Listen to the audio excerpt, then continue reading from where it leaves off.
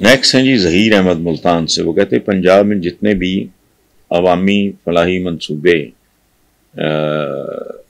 ہوئے ان پہ مریم نواز اور نواز شریف کی تصویریں لگائی جا رہی ہیں.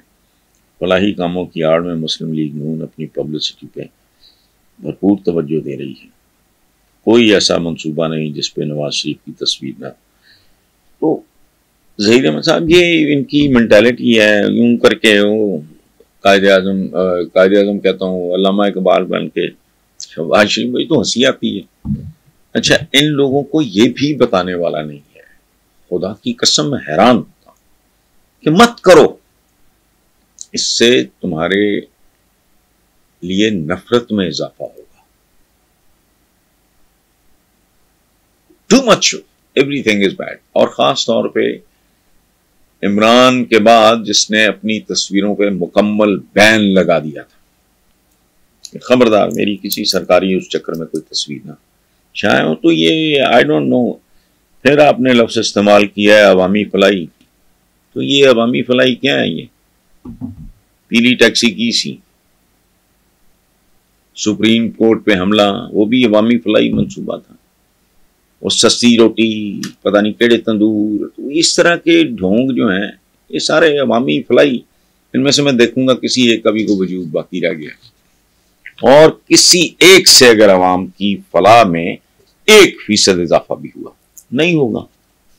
وہ تصویروں کا شوق ان کا پرانا ہے, بھوک ختم ہی نہیں ہوتی. اور یاد رکھیں اکنامکس کا ایک اصول ہے, لا آف مارجن یوٹیلٹی. ایک آدمی 10 دن کا ہفتے کا بھوکا ہے, آپ اس کو کھانا کھلائیں 1 2 3 4 5 6 7 10 چپاتیاں کھا لے گا, آپ کہیں اور وہ کہے گا بس.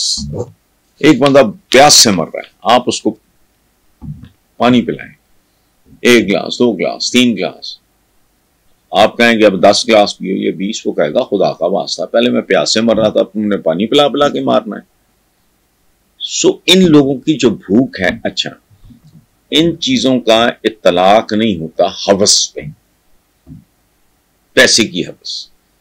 یہاں یہ اصول لا آف مارجنل یوٹیلٹی کا اصول تبدیل ہو جاتا ہے, الٹ جاتا ہے. پیسہ جتنا اندر جائے گا اتنا ہی ایک نارمل آدمی جو ہے, جو بیمار ہے ذہنی طور پہ, اس کی بھوک بڑھے گی. ہوس ہے, اگر پاپولر اپنی تصویریں دیکھنے کا شوق ہے, لوگ چاہے تھوکنا بھی پسند نہ کریں. تو یہ ایک سٹیٹ آف مائنڈ ہے, اس سے زیادہ کچھ نہیں. ایک آدمی ہے اس کی تصویر ہی بین ہوئی ہے, ایک تصویر آئی اس نے تہلکہ مچا دیا. اچھا اور وہ ہر بندے کے اندر تصویر ہے. میں رات کو اپنے بچھڑے ہوئے سارے دوستوں کے لیے, اپنے والدین کے لیے, ان کے لیے میں دعا کر کے, تو میرے سامنے تصویر نہیں ہوتی, کمرے میں اندھیرا ہوتا ہے, لیکن اندھیرے میں مجھے ان کے چہرے دکھائی دے رہے ہوتے ہیں جن سے محبت ہوتی ہے. ادروائز ایک ناگوار مجھے آپ کسی ناپسندیدہ شخصیت کی راسپوٹین کی تصویر دکھاؤ گے تو مجھے مت لیے ہوگی, آباداری ہوگی. لیکن نہیں, ان میں کوئی گہرائی نہیں ہے, گہرائی نہیں ہے, ان کا کوئی ویژن نہیں ہے, اس لیے یہ حرکتیں کرتے ہیں. یہ ان کے لیے مزید تباہی کا باعث ہوں. So don't worry, take it easy. بھائی یہ بستر کی اعلیٰ مثالوں سے کام بہت آگے نکل گیا ہے.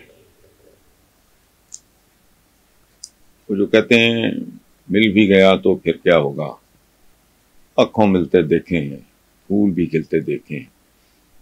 تو ان چھوٹی چھوٹی چیزوں کے پیچھے بھاگنے اور ان کے بارے میں سوچنے کی بجائے بہتر ہوگا کہ ہم یہ سوچیں کہ 76 سال کے بعد آج پاکستان اور پاکستان کے عوام جہاں کھڑے ہیں,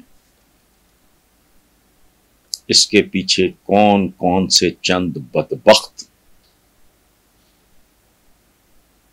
اور بد کردار لوگوں کا ہاتھ ہے. آخری بات سن لیں جو میں کئی بار کہہ چکا ہوں ڈفرینٹ چینلز پہ, کہ کسی بھی ملک کی اکانومی نہ راتوں رات برباد ہوتی ہے نہ آباد ہوتی ہے. یہ سلسلہ ضیاء الحق کے دیے ہوئے تحفوں کے نتیجے میں شروع ہوا, اب وہ انتہا پہ پہنچا ہوا ہے.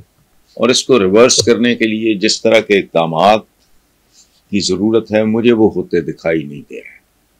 دیکھو ایک سادہ بات میں طارق صاحب آپ کے ساتھ شیئر کروں، ایک ڈیڈ باڈی پڑی ہے،